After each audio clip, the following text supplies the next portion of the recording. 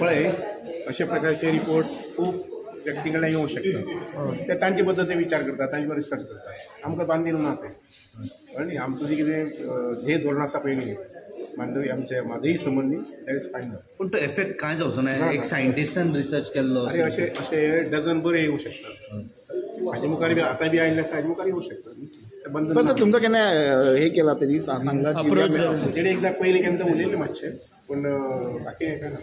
सादारणशे 2-4 म्हयने 5-6 म्हयने पयलीं बेश्टे उलयल्ले आसता.